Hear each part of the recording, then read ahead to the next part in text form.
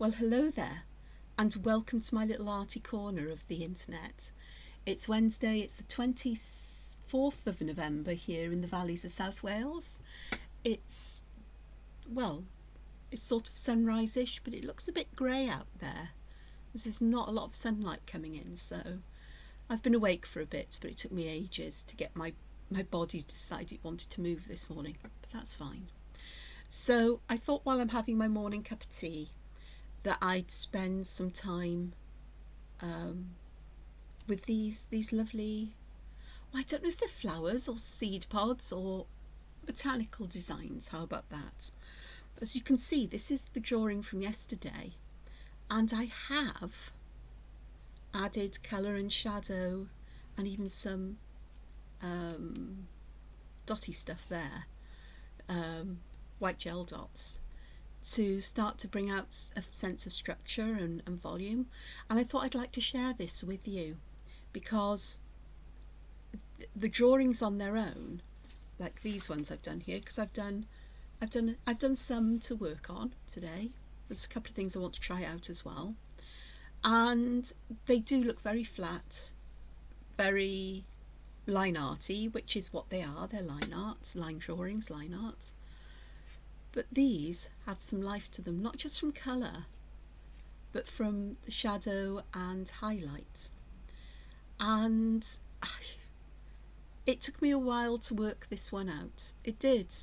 It does take me a while. It's been many, many long years since I worked like this.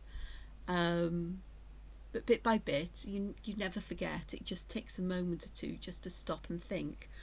So this one here is very similar to this one, and yet the difference is just achieved by shadow and highlight and some colour, but the colour effectively is shadow in its own way because of the darkness, and that feeling that I've got this ridge here and everything else is almost folding away by making the outside edge darker slightly.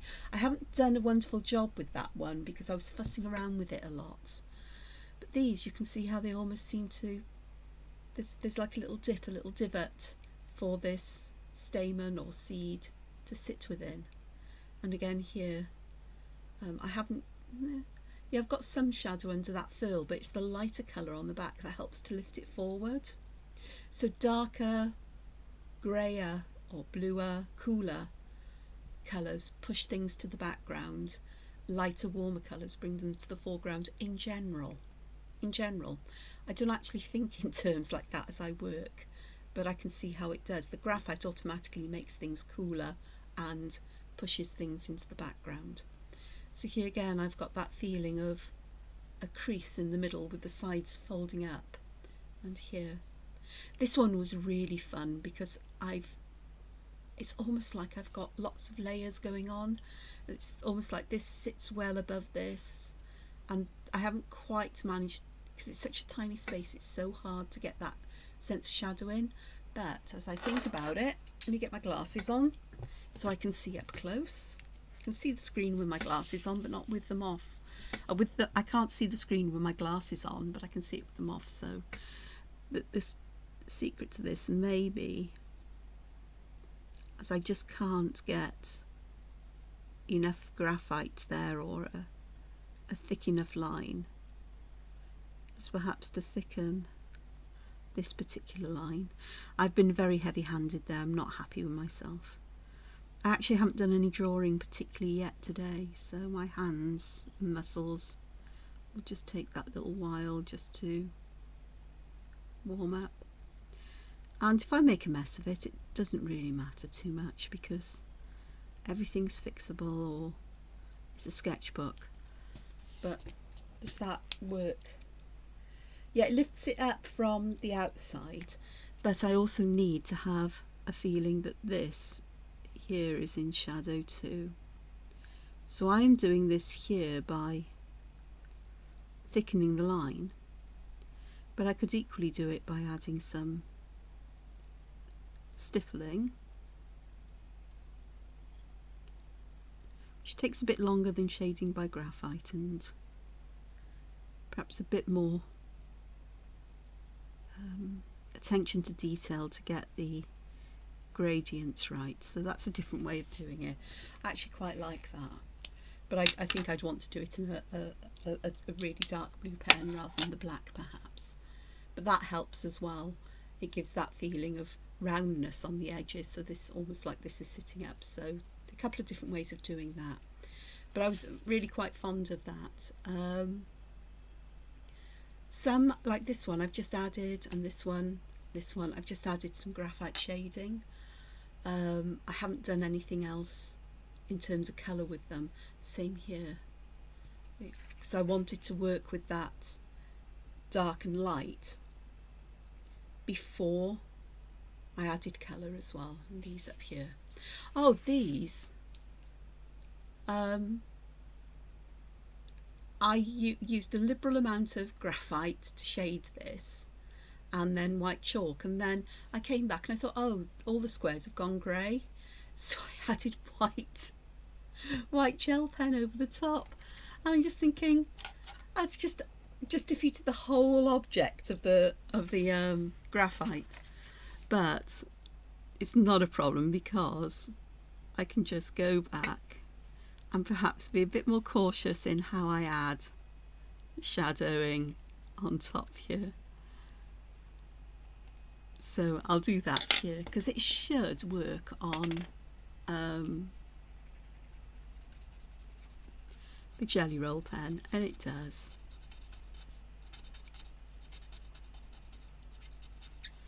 Quite nicely, except it's squeaky, and I do apologise for those squeaks. There we go. So that's just helped to bring that bit of shadow and keeping that highlight there. So there we are. That's an illusion that works a bit better, except that it now is shiny, because I didn't use a matte graphite pencil, because they're over there and that one was to hand. But it works. That helps hugely, as I think it would with this one. It needs some more. Let me get my matte pencils, matte graphites. Let me have a look. It's an 8. Didn't want the 8B. 12, 10. Oh gosh, that'll do. Pop that back over there. This one here. So see how this one spreads out. This is a 6B, which means it's going to be a lot darker than the 2B I was using. So the higher the number with a B means the softer the lead is in the pencil, and the darker it is as well. With H's, the higher the number, the harder it is, and the fainter the line you get. An HB is in the middle, which is why it's called an HB.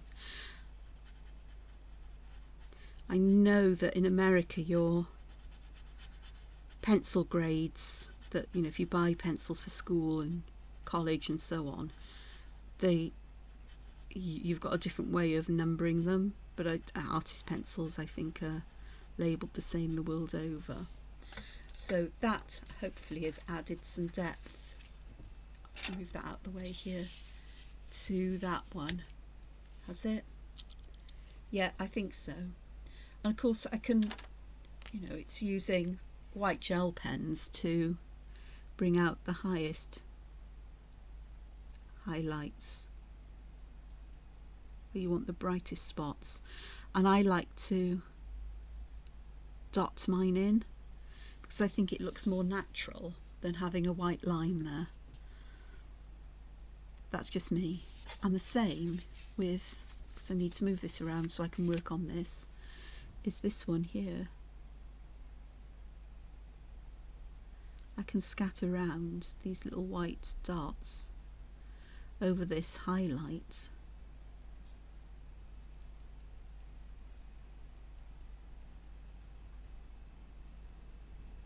Just to bring out a brighter area there.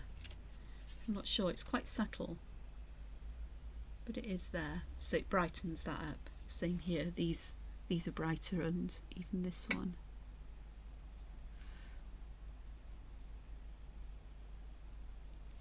which is quite nice. So, no further ado, I'll pop those out the way, because that was yesterday's, kind of. There's things I want to do here. Let me explain before I go on to this one. See? Train of thought. It's early in the morning. Mind you, I don't think it makes any difference what time of day it is. I have a grasshopper brain. And I could script this and I still wouldn't remember.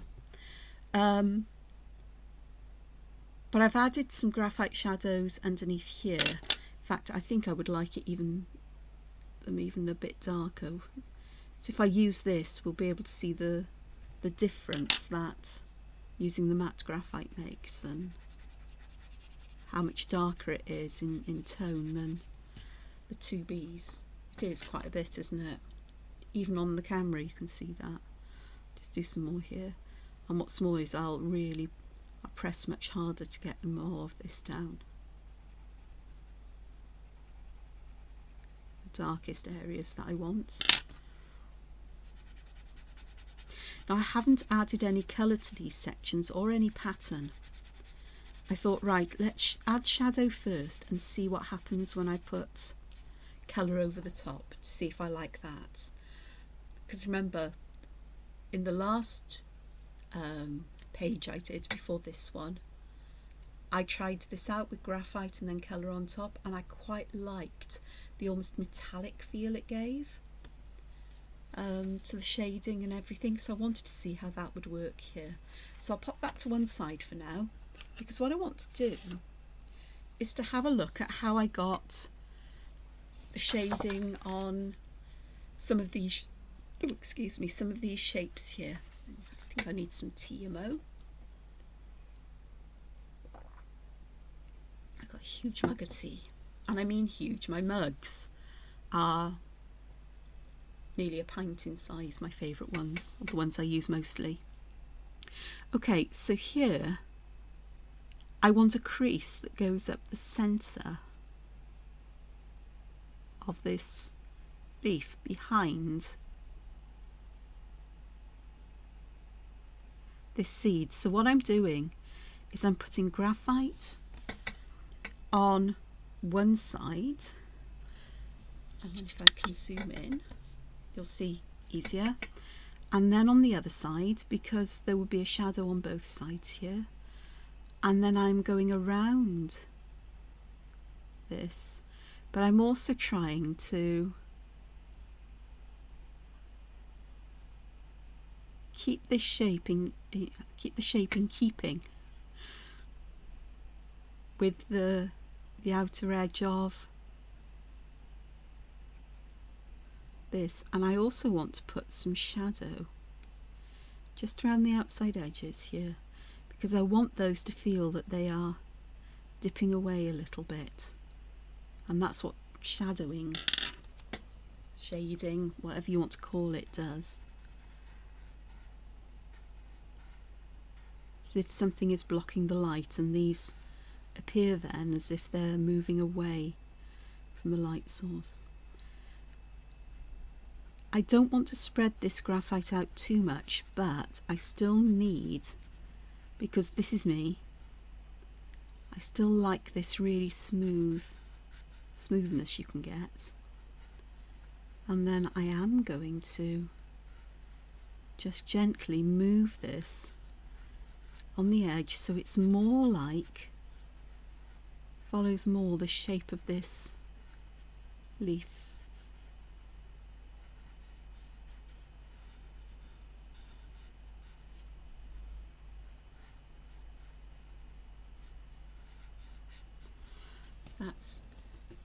That works kind of, but I still want it dark right the way around and moving up this way. I really want that darkness where that crease will be really sharp. You know, if you think about it, as if you folded a piece of paper and you've made a really sharp crease along that fold, and then as you open it out and you look inside, you can see that really dark valley, you know, heavily shadowed valley where that sharp crease is. That's the kind of feeling I want to go for here, and that darkness there. So how are we doing? It's kind of working. Eh? I'm just going to add a bit more shadow around the edge here.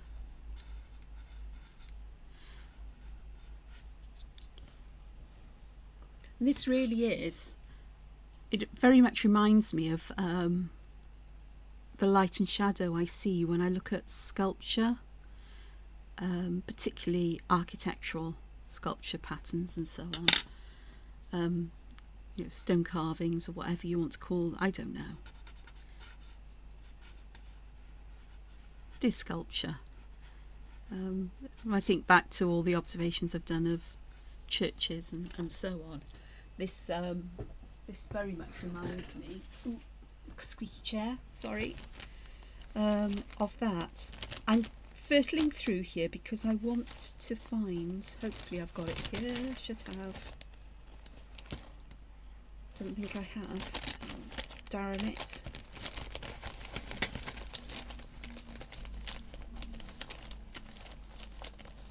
That'll do, that'll do, that'll do. I've got a kneaded eraser here.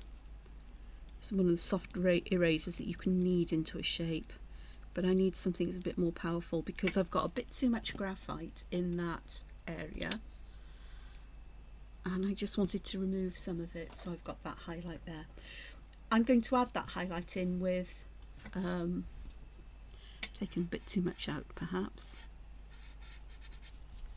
I'm going to add the highlight back in as I add colour and perhaps with white afterwards. But that's how I would do this. Okie dokes. This one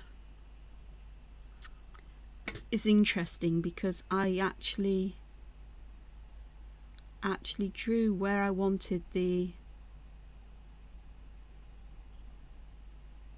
leaf to actually feel like it folds over or like it starts to roll back over, as if there's a dip here. So I actually put that lip on and then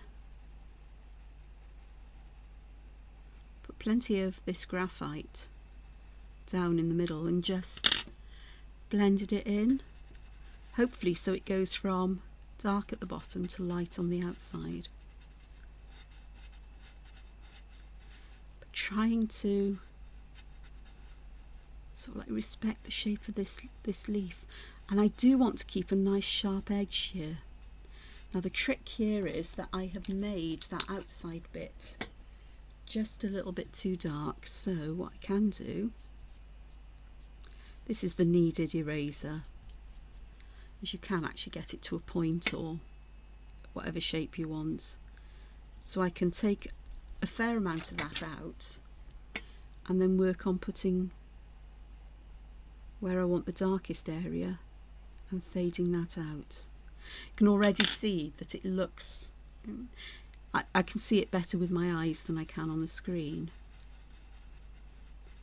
but it already feels like there's an area that has a different plane.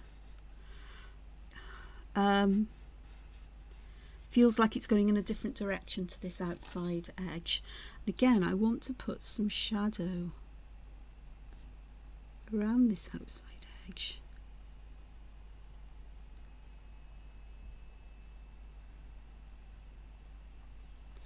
As if this is dipping away again as well. And I may actually need some at the back.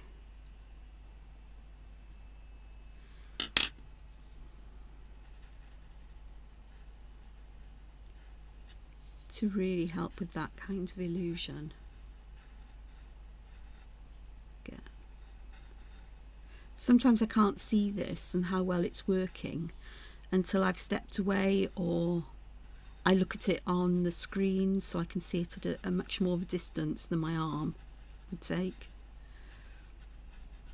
And then I can see that illusion of dimension that's created. How are we doing? It's not bad. This needs to come there a bit. It's not bad. Not bad. I do want some shadow down here as well,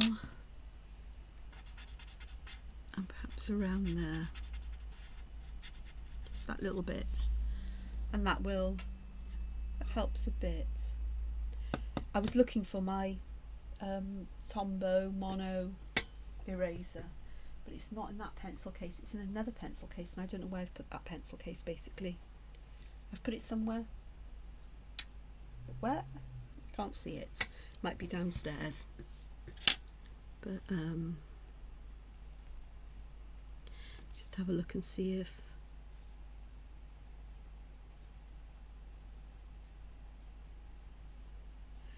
this just softens the edge that little bit more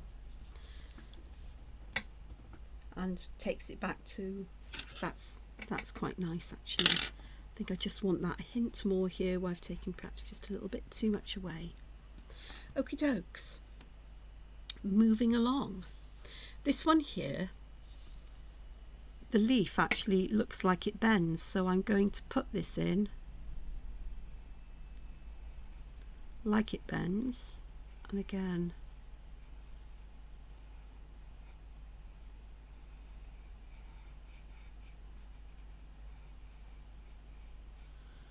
have that kind of shape going on there. But I've got this bit that is filled over, so I need that in shadow as well, and perhaps some shadowing here, as if this is just bending over. A bit more there. So hopefully you saw that. I just put a little dab down here. I didn't check, sorry, that I was on screen. My apologies. So all I'm doing here is I'm going to try and keep this within the space I've allocated, but I am going to just soften the edge of it a bit.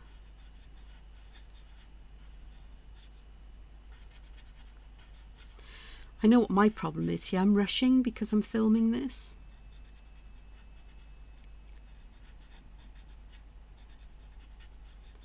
And that means I'm being a bit heavy-handed. So I keep having to go back to an eraser. Okie dokes, where did I put? Got the end of my eraser here, there we are. Use the other end where there's a point, Angela.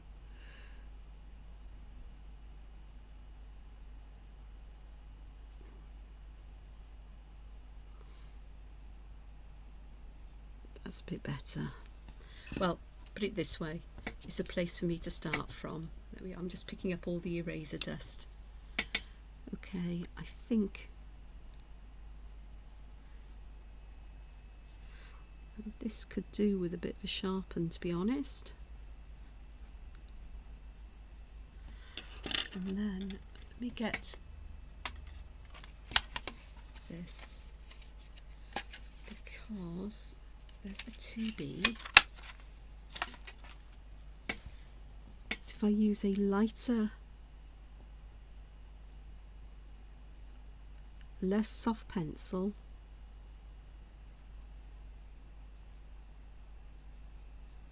around that, I may get a better blend.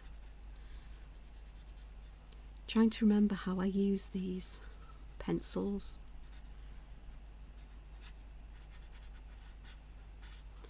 I've got a very sneaky suspicion that this is going to do a lot to inform me. I say inform me. Ideas I can have to add shadows and highlights and so on in digital art.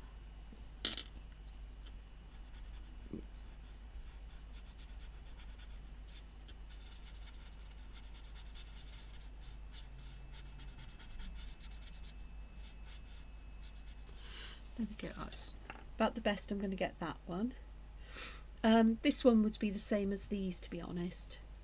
Okay, because I just drew it as a different shape. Okay, this one, I've got this side folding over here, so we're going to pop some shadow underneath that fold, and I am going to make it a little bit wider at the top, like so, and then we would have, I'm going to create some shadow here and here, think.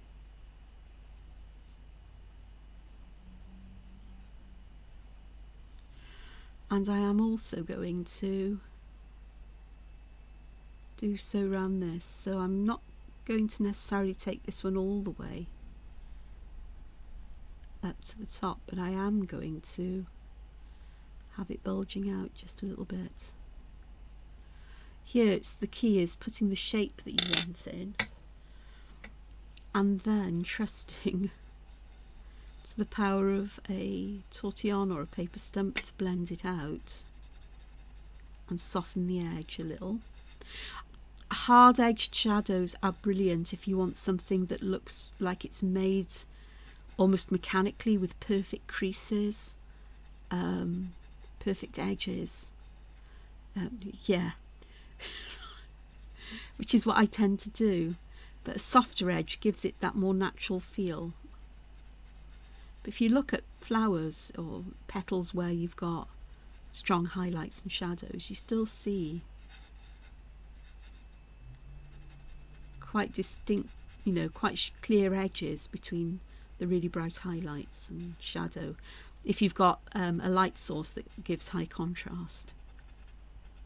And I like high contrast. Okay, let's have a look. Need some shadow on this side and over here, because if this is rounded, these would be further back, these edges. Now there's all kinds of things you can do with reflected light and so on, but these are so small, these drawings are really quite tiny, that it's hard to get it in there. How's that working? It isn't really at the moment.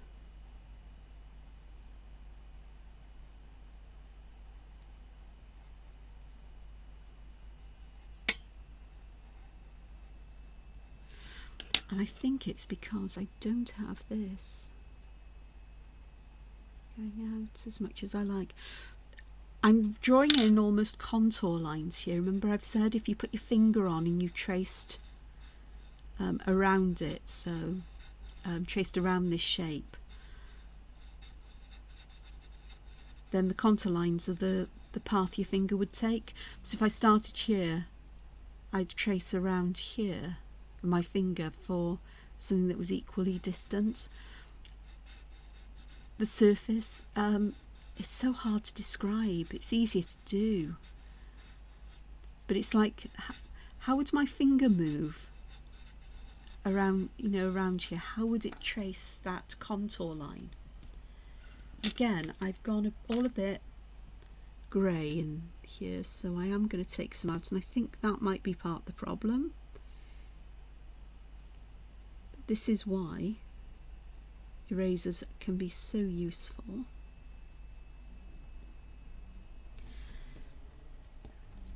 And it does mean then that I might need to go back and add some more shadow, a bit more shadow in where I've erased a bit too much. That's why I wanted the Tombow eraser. That'll be okay. I think that'll work-ish. I think the what will really help will be colour, and then to bring some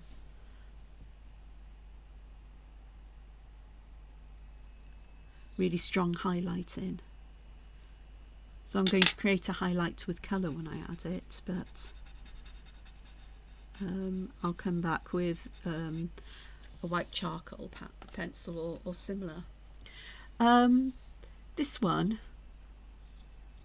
I want this fold behind it, or in the centre of it, which will go up there. Word to self, or note to self, for goodness sakes, Angela, sharpen your pencils from time to time, because I think that would really help. And then under here I would have shadow here.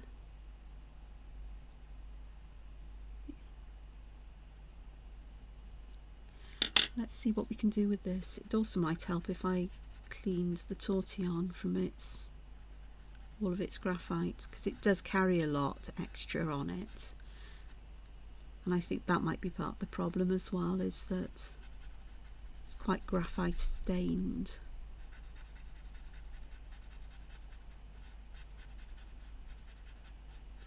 So I'm spreading out more graphite than I'd like to. Just this side needs a little bit more, I fancy.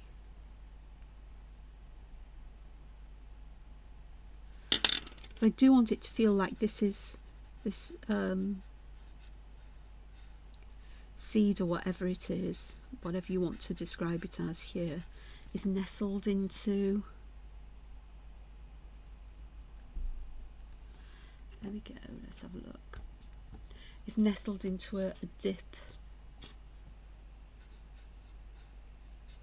in the leaf like this, and just a hint perhaps around the edges.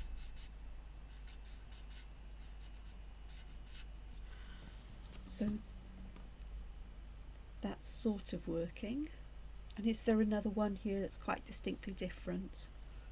Let me have a look. It's this one, pencil sharpener. I had one. There it is. I had one out. Okay, let's have a look. Sharpen that one, and I'll sharpen that one as well. There we go. Fabulous.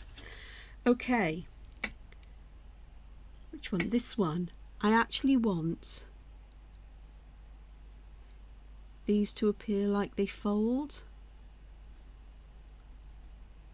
So I am going to pop some thin lines in, dark lines, but then at the top I'm going to fan them out here a bit, so it looks like this widens up here. Have a look and see how that works. It may work, it may not.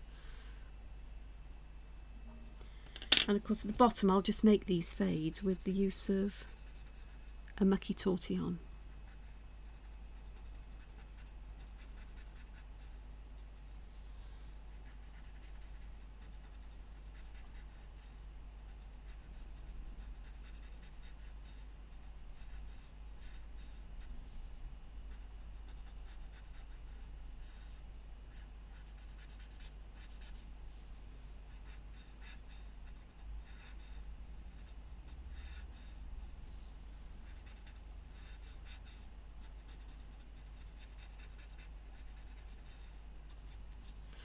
How's that working?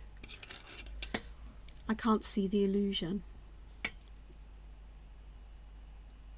And add some just along the edge here as well. This may need a bit more in the middle, which is why it isn't working so well. So I'm going to pop a much heavier in terms of darkness, not heavier in terms of thickness of the line down the centre, and I will just do that. Does that help? Possibly. I think it does need a little bit of spreading out sideways to contained. And the same on these edges, just that little bit more, and that kind of works. Yeah. Okay, enough of this. I think you get the idea. I do the same here, but I perhaps may, just to show, I put some notches in this one, and I think they would definitely have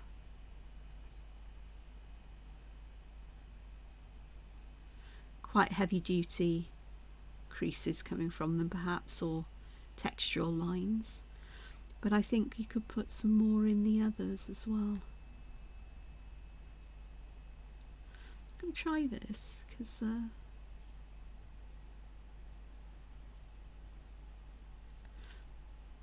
way you shape your lines can also help with that feeling of how the leaf bends or doesn't. So here I'm just taking these lines off. Over here it was this shadow line I put in. Here it's more from this, but I'm trying to keep them nice and thin, adding some thickness and weight at the end. But I am going to turn my pencil so that I can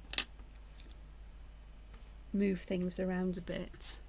Have a look if I got a clean one, clean pointy one. No, I was looking for a clean pointy tortillon. No, there's not one in the collection there, so this will have to do. So I just want to,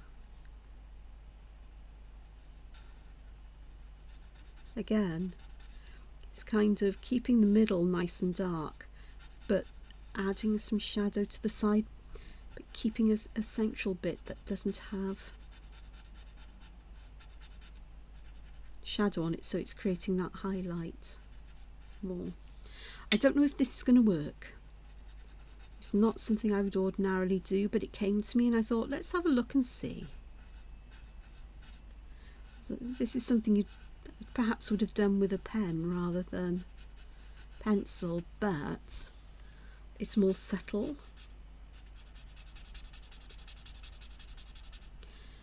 And that was hard. It's more subtle, and I'm wondering whether it will work nicely with colour. Well, we'll soon find out, because that's my next job. Okie dokes, I am going to pop stuff away, you know. I want that there.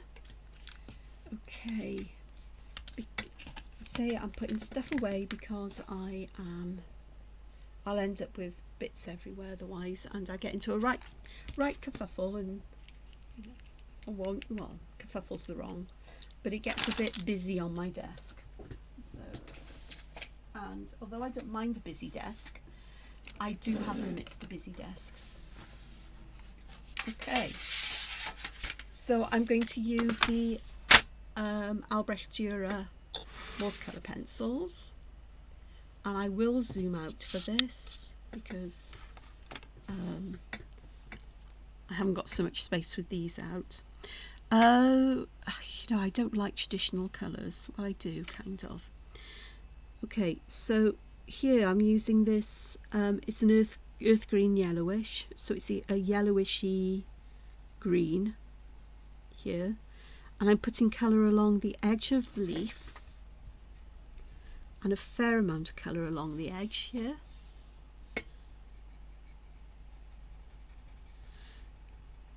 Because this is partly where I want the colour to be darkest.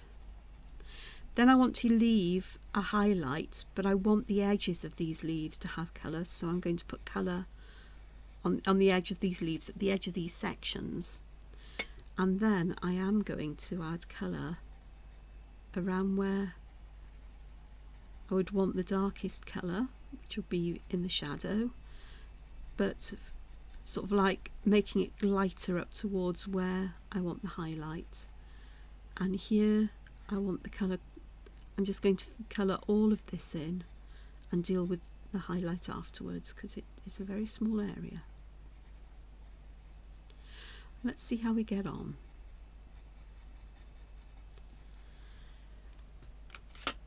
Again, this is me wanting to see what will happen. Put the leaf the right way up to work with, perhaps. I do tend to turn my work around so that I can see what I'm doing. So I'm using a water brush, which has got quite a fine tip. Water brushes are so convenient. You just don't have the jar of water, and with me I have a tendency to knock that over from time to time, and there's a lot of swearing and profanity goes on when I do, as I rush around to try and mop it up before it gets into, you know, the computer or, you know, other stuff that I don't want it to end up on the water. So a water brush like this is far better for me because I'm less likely to have an accident with water. So I'm adding green into the highlighted area, but I'm trying to keep it as pale as possible because I do want some of that colour there. Again, I can always use fairly clean water from the brush just to move it down, and that's exactly what I'm doing here. Now those lines that I put in did look quite stark, but as soon as you put colour in, it just starts to give a different kind of feel to the whole thing. Okie dokes. For this one I'm going to use turquoise, I think, and for this one I'm going to put the colour right in the dips of these folds and right on the edge of the leaf. So the shadow is where we'd have the most colour. So I can limit the area I put the colour in and use my brush to then spread it out. Now I am going to just splay these out at the bottom and the top just a little bit, and perhaps just take a little bit of colour along the edge, and let's see how this works. That automatically is giving me just that feeling of volume and dimension already, so I've got to be careful not to lose this sense of volume and dimension. So it is about being very careful with cleaning my brush off when I've picked up too much colour, so I don't spread too much colour into these areas. It's not the end of the world if I don't keep a strong contrast, so if I lose that intensity of colour where these shadow lines are, because once it's dry I can always use, repeat the process or use a darker colour to intensify these shadowy areas. When you see my brush disappear, I've got a piece of tissue off to the side here, so I'm just cleaning the tip off of colour so I don't spread too much out.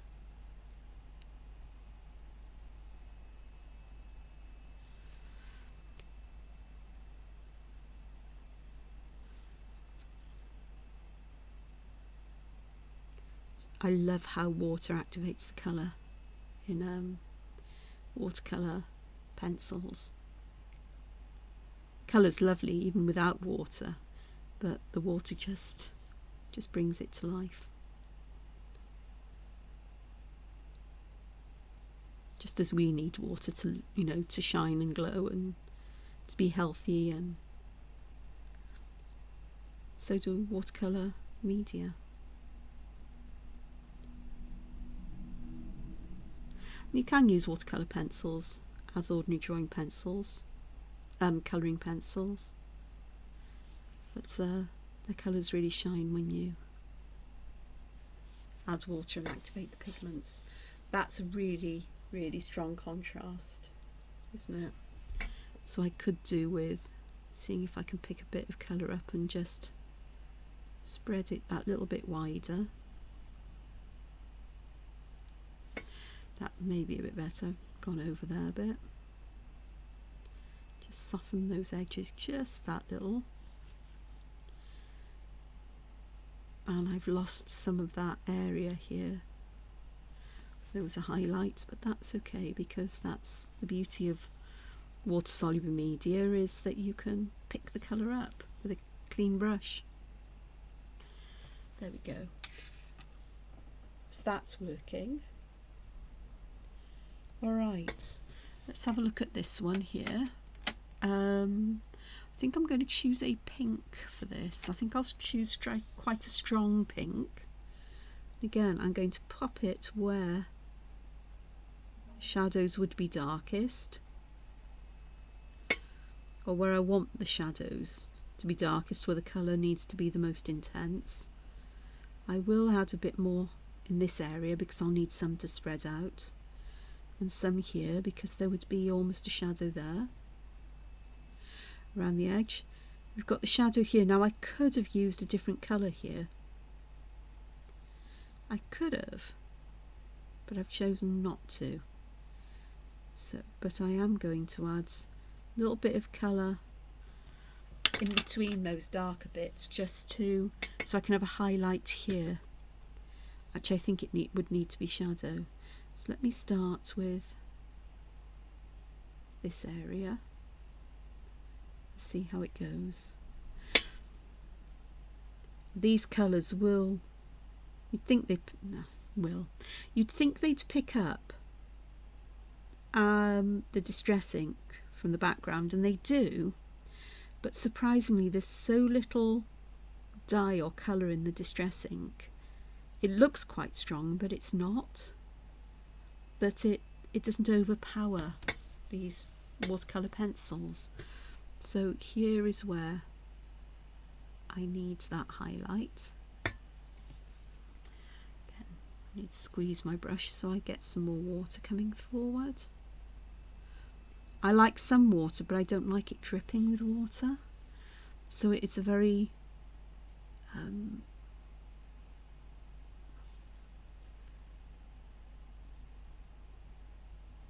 I just need to give a fairly gentle and short squeeze to get some more water to flow out.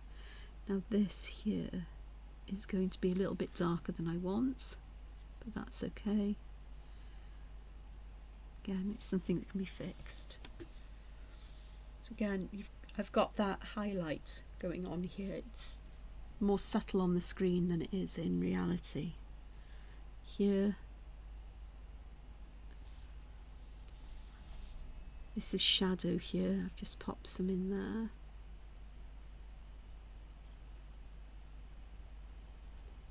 And then up round the edge. Again, I just want to get some colour here. That. Okay.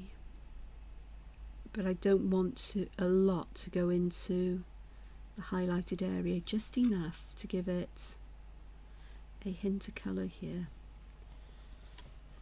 I used my finger there because I went outside the line, and I'm fussy and I'm fussy about such things. Fussy and I potch around a bit too much at times. Potch, another word that's used in Wales. I'm not sure if it's used elsewhere around the UK, but to potch around is to potter around, to mess around, to, you know, to muck about with, to play around with, to potch around.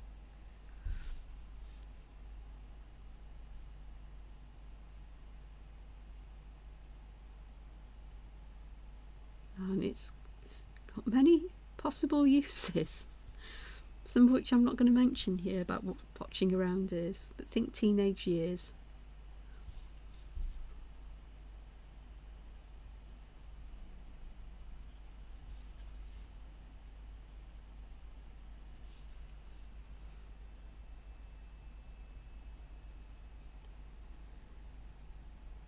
I don't know if I hear it that often nowadays. I don't know, perhaps it's because I live in Wales. I've lived here nearly all of my life, and it's just one of those things that you hear and you don't register that it's very much a colloquialism, or how much it's used or not used these days. But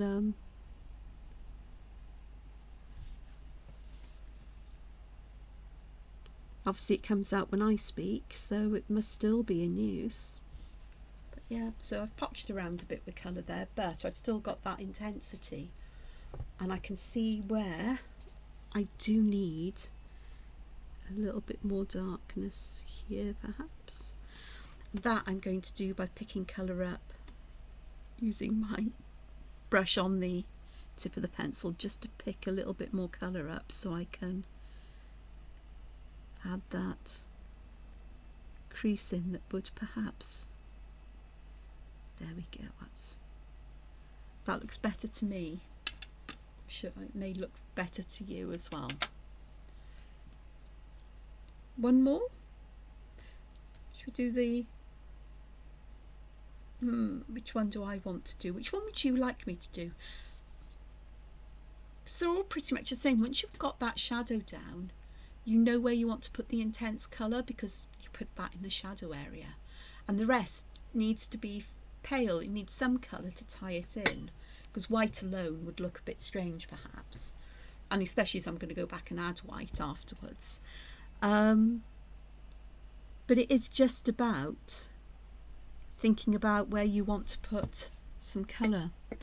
I'm going to use a darkish blue on this one over here, and let's have a look at this. So I'm going to pop some colour there, down the centre, around the outside, and down this way.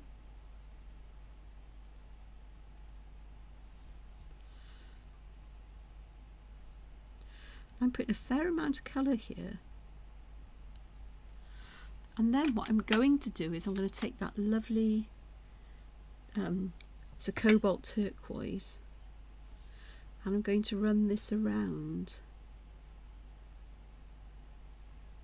the outside of it, around the edge, so I hopefully will get this lovely blue fading into the cobalt. Perhaps I'll have a look.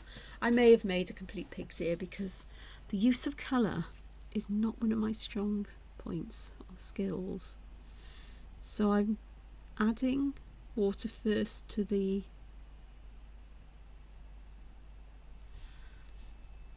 that darker blue, and then I'm pulling that colour out into the turquoise that I've just activated, and there we go. That I'll need to pick some of the colour up here because I don't want it quite that dark. But again, this is the beauty of water-soluble media, is you can decide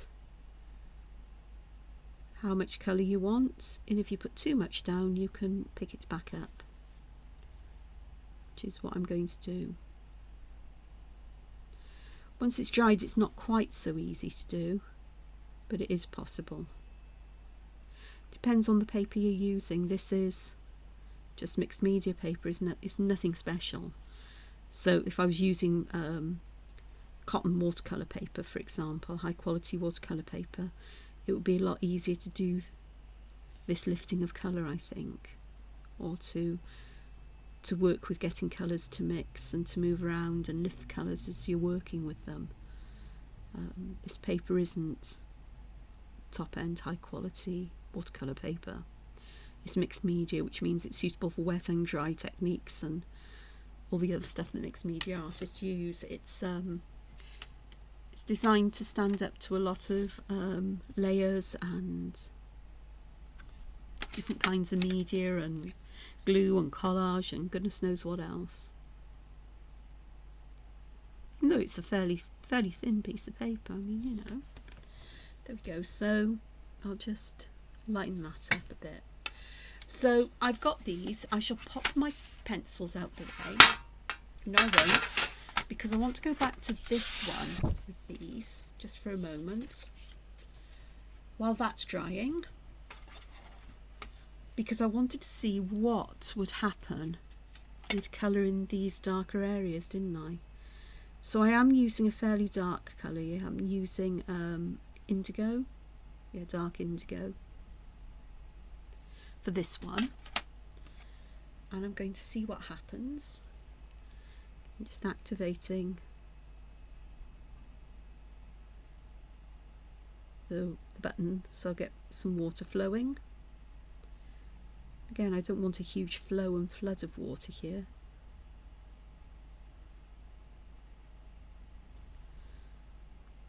Just enough.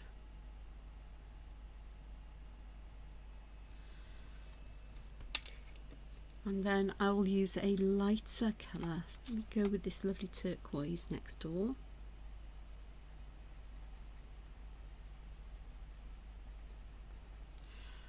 And let's see what happens with this.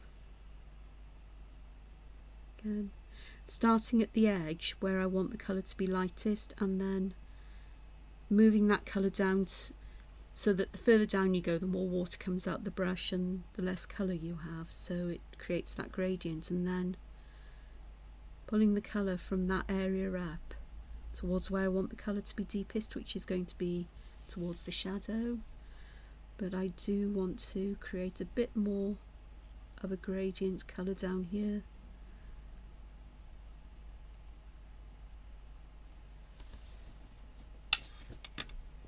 Now that really does, I'm a bit off screen, that really works nicely. I'm going to try another colour here. I've done greens, blues. I'm going to try this reddy orange, I think it's geranium, pale geranium red.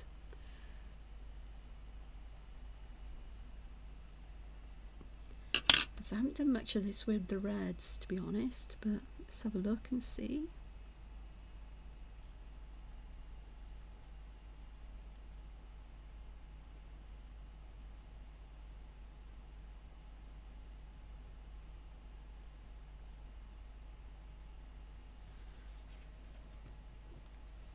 So that does add that darkness and shadow, the graphite does there. And I will go and add, let's get a, I'm going to not go to yellow, but I'm going to go to this orangey colour here. And just see here.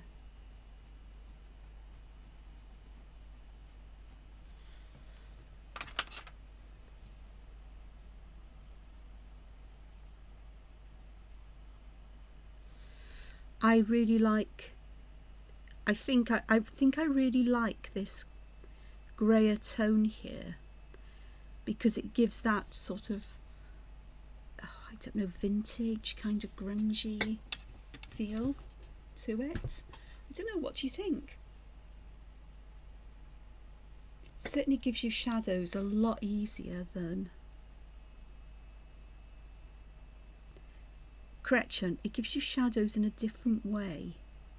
It's no easier and no more difficult than using just watercolour on its own. Right, I do need that because I've got a bit here that I just need to add some more colour to, because I've lost some of that colour. That'll be alright. The paper's lifted where I've overworked it, so again, it's not watercolour paper, so it is what it is and you work with it. But that orange is really lovely. I love that orangey colour. Yeah, that's something for me to work with, and to add patterns on this, or even to draw them with a very sharp watercolour pencil or coloured pencil on top, would be absolutely fab. So yeah, pop that to one side. I am going to close my set of these up. The lids came off, I dropped them on the floor and it's come off its hinges, so it goes on however it goes on now. Alright, so I have here, oh gosh, sorry, and crash wallop. Okie dokes. So I want a tortillon for white. I've got charcoal white here, and I am going to put this where the highlights would be, and I am going to use the tortillon just to blend it out a little bit, because again I quite like the sharp edges, but I also want that little bit of softness as well around there, so it blends into the green just a bit more. And I'm taking care not to go over the graphite lines too much, because there wouldn't be much of a highlight there, because remember, those are in shadow.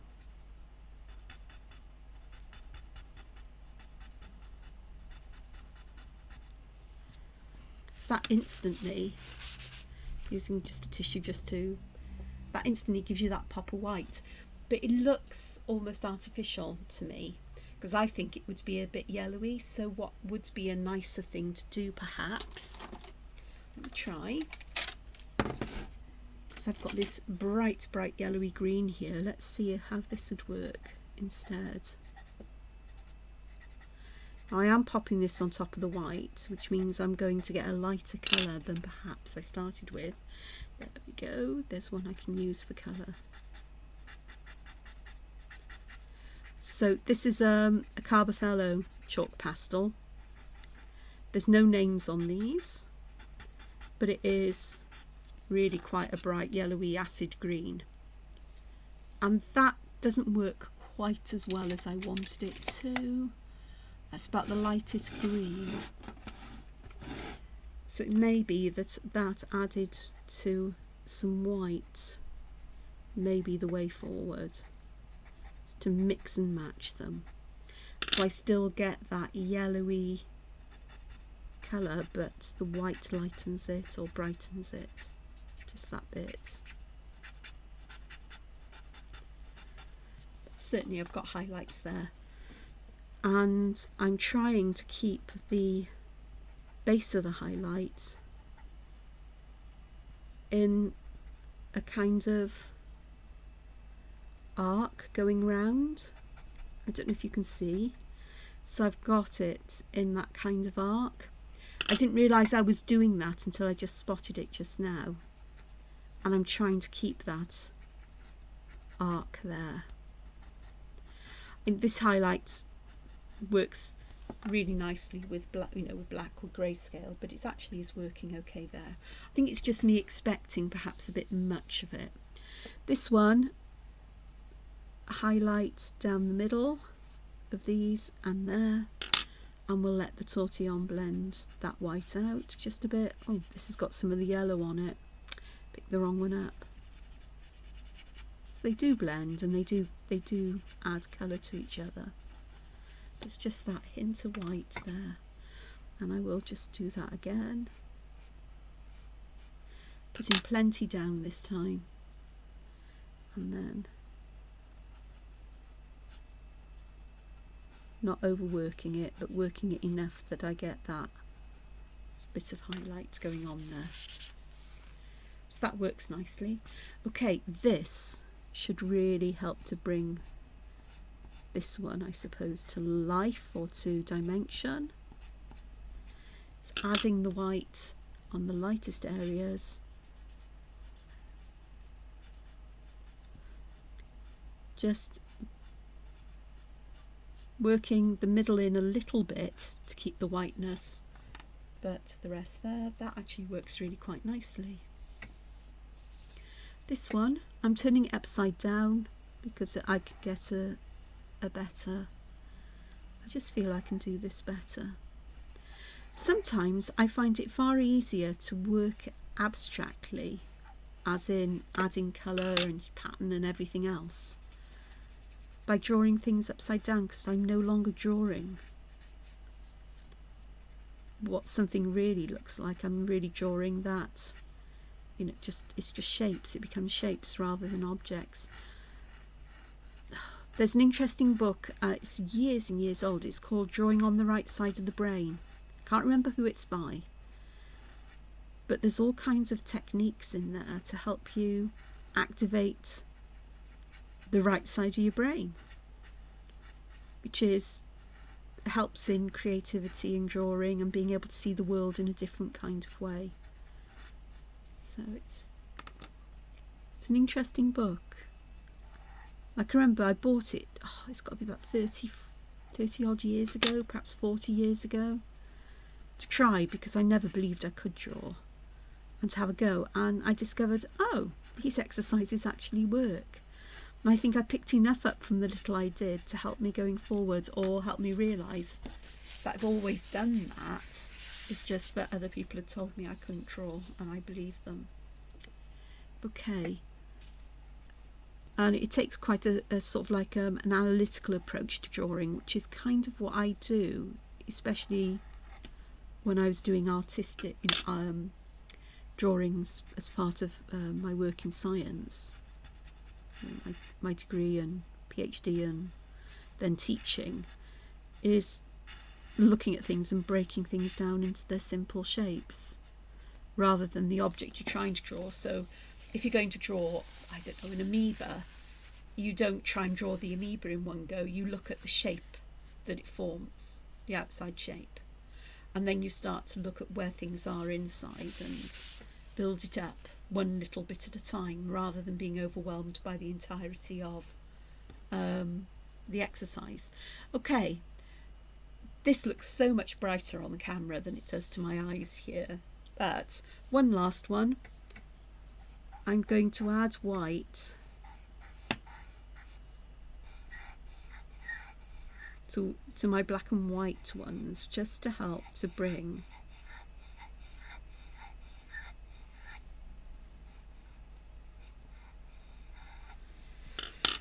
this highlight and shadow. Again, keeping where I want it the lightest, not very well worked in, but around the edges, just blending them in just that little bit. And there is quite a bit of loose chalk on this one because I put quite a lot of white down. So where did I pop that? Oh, I've got bits of this everywhere because it's brilliant for picking bits of chalk up. This being the kneadable eraser. So I think that's made a difference. So we've done a fair amount today, between adding shadow with graphite and then adding colour on the top and highlights to bring that out. I mean, I want to add white drops from my gel pen and so on as well, but also I've tried this here. Really like these colours and the graphite. I like the way that grey plays. So when I come to doing digital work, I think I'm going to be spending time adding shadows and highlights in and getting that form, and then adding colour on top of that in this kind of way. I know that a lot of people colour grayscale drawings. It's not something I've done, it's something I've thought about doing and I've sort of tried but haven't really worked with. But I feel much more comfortable with it now. So I've got a plethora of these, and oh gosh, it's been over an hour. Blimey, time flies when you're having fun, doesn't it? I'm just going to say, I hope you found this helpful. I hope you found this interesting. And I just want to say thank you for joining me. Hopefully drawing along. I'm trying some of these techniques out here. Rattling noises you'll hear because I'm tidying up, because I'll get a fresh mug of tea because mine's gone cold, and I'll be settling then to work, so I need to clear things away. But just thank you, and I look forward to seeing you again. I've got some ideas for more seed pods, perhaps for the next video, but I've got a busy day. Adorable dogs. Template Thursday tomorrow, so today I draw the colouring template. Let's see adorable dogs first though, get that done. So for now, just say take care, look after yourselves, and whatever else you do, find time to be creative. Bye bye for now. Bye. Bye.